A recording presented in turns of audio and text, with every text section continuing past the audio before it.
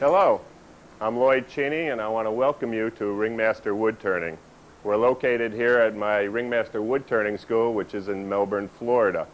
At my school, I offer a basic course of instruction, which is 1 day long, one-on-one, and costs $199.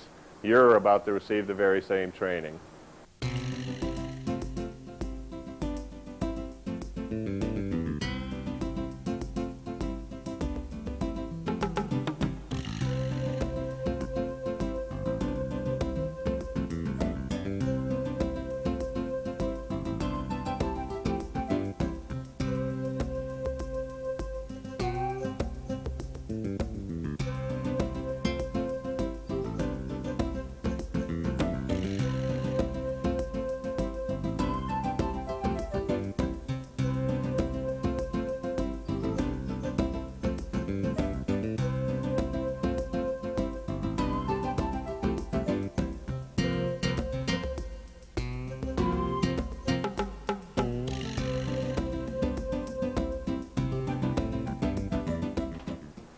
Okay, now we're actually ready to begin. First thing we need is material. Well, the material in this case is hardwood. This is a board of the Murado here, and this is properly called stock. We're going to learn the correct terminology.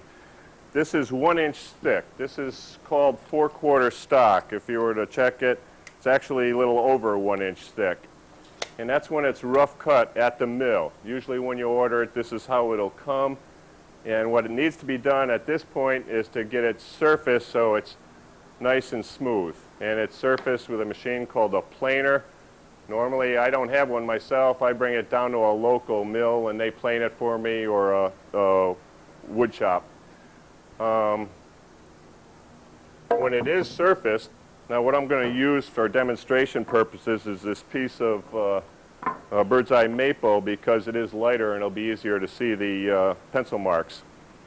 But if you were to check this, after it's surfaced, it's 7/8 inch, and that's what I prefer to tell the people at the wood shop that's planing it to surface it to. I find 7/8 inch stock works best for the technique we're using, although it can be from anything from up to about 15/16 of an inch you can use.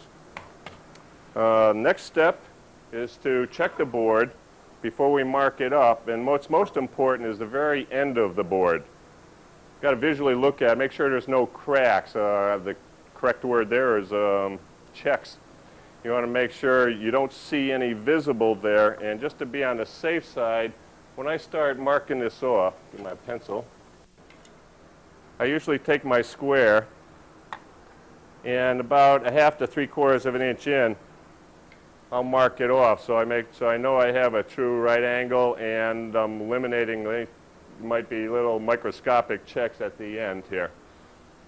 Next step is to get it cut to workable sizes, and we're going to need 4 pieces. What I usually do is check the width of the wood. In this case, it's 5 3/4 inch. So to mark squares off and make the most use of the wood, I'll mark 5 3/4 inch distances off. So that'll be 1 piece, 5 3/4. There will be a second piece, and a third piece.